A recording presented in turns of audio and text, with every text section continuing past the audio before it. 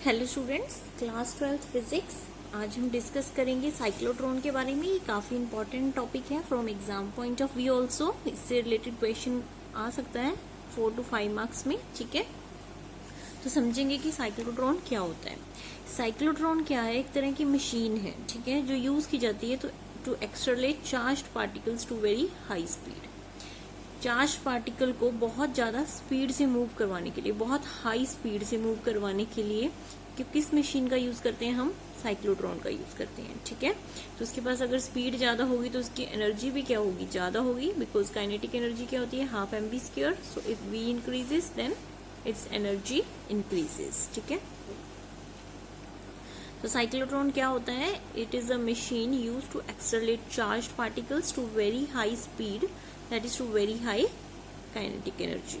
ठीक है, तो इसके यूजेस क्या क्या है साइक्लोट्रॉन के?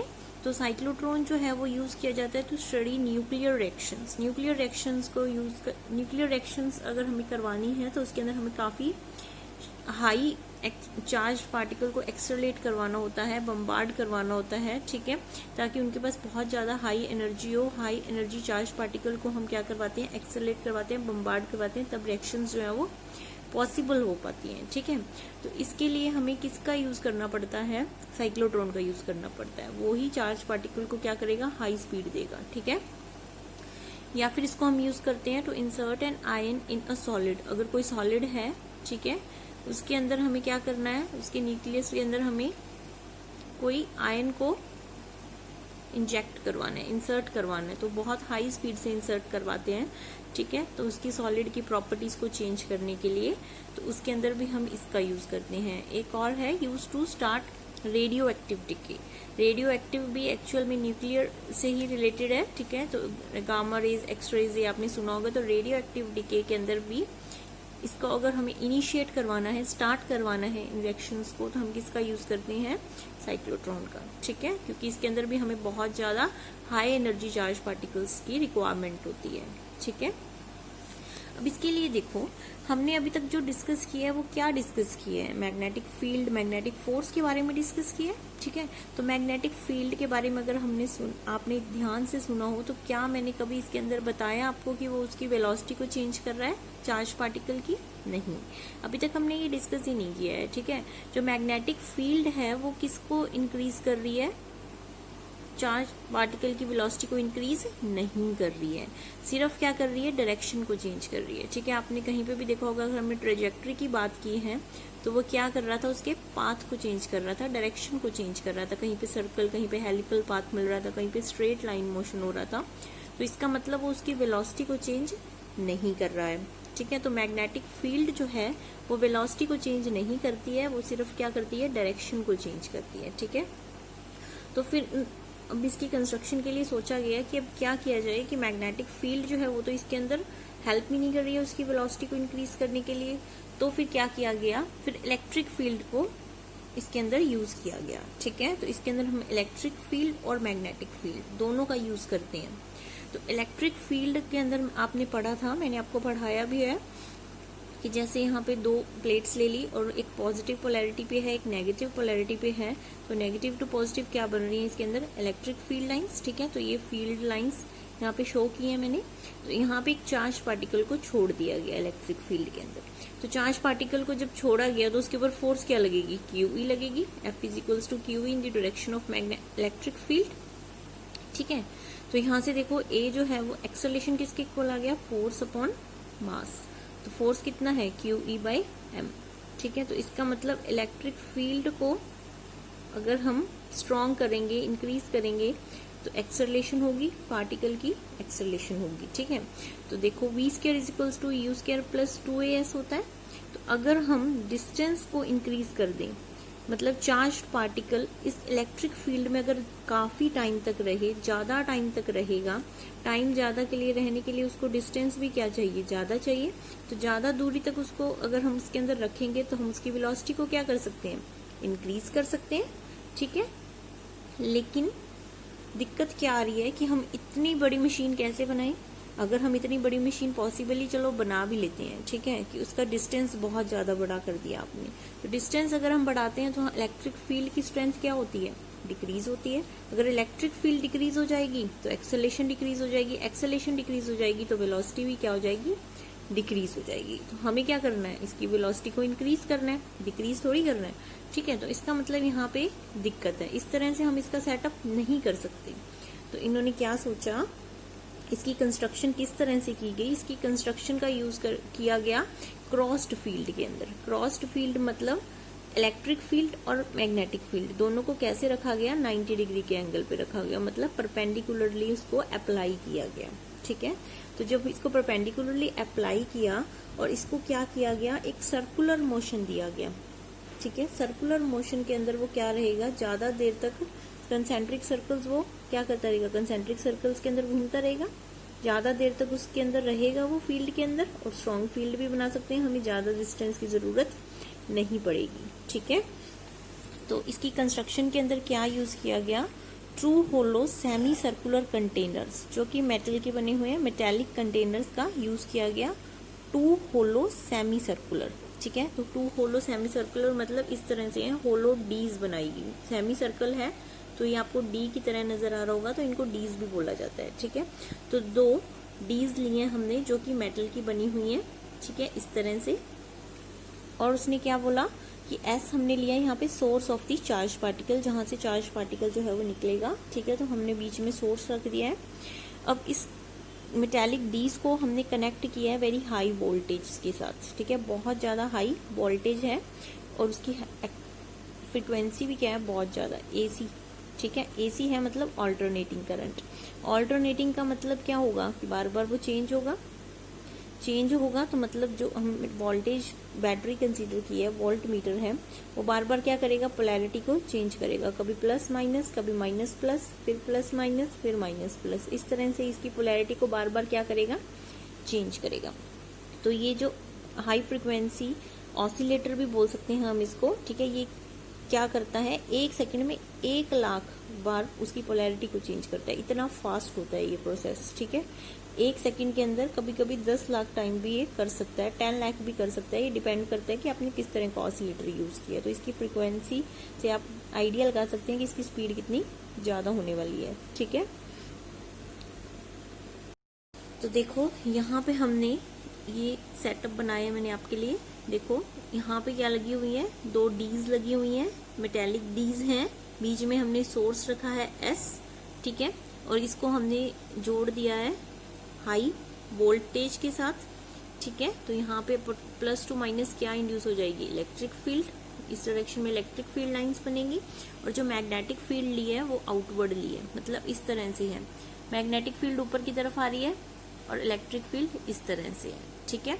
तो अगर आप देखेंगे ध्यान से तो इस तरह से मैग्नेटिक फील्ड ऊपर की तरफ और इस तरह से क्या है, इलेक्ट्रिक फील्ड, तो मतलब दोनों जो है वो कैसी हैं, 90 डिग्री पे। This is electric field and this is magnetic field, outward, नीचे से ऊपर की तरफ निकल रही है, ठीक है। तो इस तरह से यहाँ पे इसको रखा गया है। अब इसका यहाँ पे एक छोटा सा लगा दिया डिफ्लेक्टर, ठीक है, और यहाँ पे इसका क्या है, एग्जिट पॉइंट। तो सोर्स हमने जो लिया, सोर्स जो जहां से पार्टिकल निकल रहा है, चार्ज पार्टिकल, उसका मास हमने m कंसीडर कर लिया और उसका चार्ज क्या है, q, ठीक है। अब हम इसकी वर्किंग की बात करते हैं। तो वर्किंग की अगर हम बात करें तो वर्क कैसे करता है ये देखो, सबसे पहले हमने लेट किया कि यहाँ से प्लस q चार्ज जो है वो निकल रहा है, हमने प्लस q चार्ज कंसीडर किया, जो सोर्स है वो कैसा है, प्लस q। तो प्लस q चार्ज जैसे ही सोर्स से एमिट आउट होगा, ठीक है, तो इसको हमने इनिशियली कंसीडर कर लिया, ये पॉजिटिव पोलैरिटी पे है और ये नेगेटिव पोलैरिटी पे है। तो देखो पॉजिटिव चार्ज है तो वो किसकी तरफ अट्रैक्ट होगा, नेगेटिव की तरफ अट्रैक्ट होगा ऑफ कोर्स। तो पॉजिटिव से वो किधर जाएगा, पॉजिटिव चार्ज अगर यहाँ पे था तो वो फर्स्ट D2 की तरफ जाएगा, इसका नाम हमने D1 रखा है, इसका D2, तो D2 के पास जाएगा वो, क्योंकि इसकी पोलैरिटी कैसी है, नेगेटिव है। तो देखो यही लिखा हुआ है, plus q charge particle emitted from source plus and q accelerate towards D2, ठीक है। जैसे ही वो D2 की तरफ जाएगा उसकी स्पीड क्या हो जाएगी, इंक्रीज हो जाएगी, ठीक है, एकदम से वो एक्सेलरेट करेगा, उसकी स्पीड बढ़ेगी, ठीक है। As soon as q enters D2 here the electric field inside is 0। हमने क्या बात की अभी, ये मेटल के बने हुए हैं और होलो हैं, अंदर से होलो हैं, ये मेटेलिक जब होगा वो, तो कंडक्टर इसके अंदर हमने डिस्कस किया था इलेक्ट्रिसिटी में कि electric field inside the metal क्या होता है, जीरो होता है। कंडक्टर के अंदर इलेक्ट्रिक फील्ड इनसाइड क्या होगी, जीरो होगी, तो अंदर कोई भी इलेक्ट्रिक फील्ड नहीं होगी। अगर इलेक्ट्रिक फील्ड एब्सेंट है तो अंदर उसकी वेलोसिटी में भी चेंज नहीं होगा, अंदर उसकी वेलोसिटी कैसी रहेगी, कांस्टेंट रहेगी। ठीक है, तो जैसे ही यहाँ से सोर्स से क्यू निकला और वो इसके अंदर गया, जैसे ही वो इसके अंदर एंटर करेगा उसकी वेलोसिटी क्या हो जाएगी, कांस्टेंट हो जाएगी।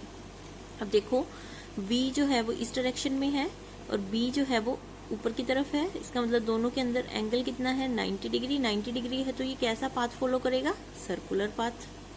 लास्ट लेक्चर में ही डिस्कस किया था ट्रेजेक्टरी में। ठीक है, तो ये कैसा मोशन करवाएगा इसको, सर्कुलर मोशन। जैसे ही यहाँ से सर्कल मोशन कंप्लीट करने लगेगा, सेमी सर्कल, तो ये बाहर निकल जाएगा। ठीक है, अब इसका काम क्या है, ये जो हमने हाई फ्रीक्वेंसी ऑसिलेटर लगाया है इसका काम यही है, इसको इस तरह से सेट किया जाता है कि जैसे ही क्यू यहाँ से बाहर निकले इसकी पोलैरिटी क्या हो जाए, चेंज हो जाए। ठीक है, तो बाद में ये क्या हो जाएगा, नेगेटिव हो जाएगा और ये क्या हो जाएगा, पॉजिटिव। तो जैसे ही प्लस क्यू यहाँ से बाहर निकलेगा वो नेगेटिव की तरफ क्या होगा, अट्रैक्ट होगा, ताकि वो इसके अंदर क्या कर सके, D1 के अंदर एंटर कर सके। तो यहाँ से वो क्या करेगा, D1 के अंदर एंटर करेगा। ठीक है, जैसे ही इससे बाहर निकला इसकी पोलैरिटी चेंज हो जाएगी and it enters in D1. So as soon as Q enters D2, E inside is 0, so its speed cannot increase. अंदर उसकी स्पीड कांस्टेंट रहेगी, इंक्रीज नहीं होगी, but magnetic field will force Q to move in the circle. तो इस वजह से क्योंकि ये दोनों 90 डिग्री एंगल पे हैं तो वो कैसा उसको करवा रहा है, सर्कुलर मोशन करवा रहा है। ठीक है, so as Q comes out from D2, polarity of the D's changes. यहाँ पे मैंने लिखा भी हुआ है कि जैसे ही Q D2 से बाहर निकलेगा तो उसकी जो पोलैरिटी है वो क्या हो रही है, चेंज हो रही है। D1 की नेगेटिव हो गई है, अब D2 की पॉजिटिव हो गई है। ठीक है, so now Q accelerate towards D1। तो अब Q जो है वो क्या करेगा, एक्सेलरेट कर जाएगा D1D की तरफ। ठीक है, फिर से इसके अंदर जो इलेक्ट्रिक फील्ड है वो क्या है, जीरो है, तो इसके अंदर हमें इसकी वेलोसिटी कैसी मिलेगी, कांस्टेंट मिलेगी। फिर से ही सर्कुलर पाथ फॉलो करेगा। जैसे ही सर्कल कंप्लीट होगा ये फिर से इससे क्या हो जाएगा, एग्जिट हो जाएगा।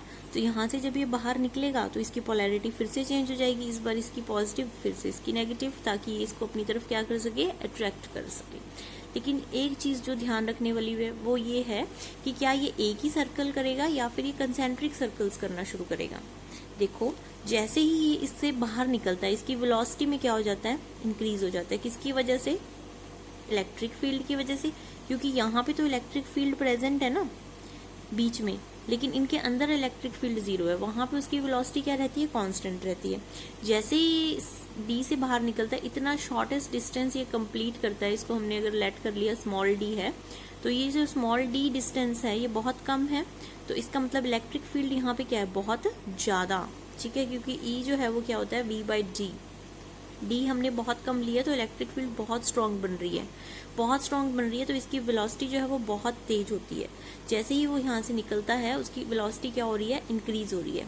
वेलोसिटी इंक्रीज कर रही है तो इसका मतलब देखो, रेडियस हमने कल डिस्कस किया था, रेडियस क्या होता है, रेडियस जो वो सर्कल कंप्लीट करता है, ट्रेजेक्टरी बनाता है जब, तो रेडियस होता है mv परपेंडिकुलर अपॉन qb। तो इसका मतलब रेडियस भी क्या करेगा, वेलोसिटी इंक्रीज कर रही है तो रेडियस भी क्या करेगा, इंक्रीज करेगा। तो इसका मतलब जिस रेडियस से वो पहले निकला था अब उस रेडियस से क्या हो जाएगा, इसका रेडियस इंक्रीज हो जाएगा, बढ़ जाएगा। हर चक्कर में उसका जो रेडियस है वो क्या करना शुरू कर देगा, इंक्रीज करना शुरू कर देगा। तो इस तरह से कंसेंट्रिक सर्कल्स स्पाइरल फॉर्म कर लेगा वो एक तरह से। ठीक है, स्पाइरल पाथ बोल सकते हैं आप। तो यहाँ पे जैसे ही वो बिल्कुल सरकमफ्रेंस पे आ जाएगा, यहाँ पे डिफ्लेक्टर के बिल्कुल क्लोज, जैसे ही वो चार्ज पार्टिकल डिफ्लेक्टर के पास आएगा तो वो डिफ्लेक्टर उसको क्या कर देगा, एग्जिट कर देगा। ठीक है, और जहाँ पे हमें उसको यूज करना है हम उसका यूज कर सकते हैं। ठीक है, तो इस डिफ्लेक्टर का काम तभी होगा जब वो बिल्कुल इसके पास आएगा। अगर इसका डिस्टेंस ज्यादा है तो वो डिफ्लेक्टर उसको अफेक्ट नहीं कर रहा है। तो जैसे ही वो उसके सर्कमफ्रेंस के पास आएगा, बिल्कुल बाउंड्री पे आएगा, तो डिफ्लेक्टर जो है उसको क्या कर देगा, एग्जिट कर देगा। ठीक है, तो ये डिफ्लेक्टर का यही काम है। जैसे जैसे ये सर्कुलर पाथ फॉलो करते हुए बिल्कुल एंड तक पहुंचेगा तो यहाँ से इसको क्या कर देगा, एग्जिट कर देगा विथ वेरी हाई वेलोसिटी। ठीक है, तो यही है, at the circumference Q is exit with the help of deflector with very high speed. ठीक है, उसकी स्पीड जो है वो बहुत ज्यादा बढ़ गई है अब। तो यही साइक्लोट्रॉन का मेन वर्किंग है, प्रिंसिपल है जो मैंने आपको समझाया है। ठीक है, तो कल हम डिस्कस करेंगे इसके एक्सप्रेशंस कैसे निकालने हैं, time period and all. Thank you.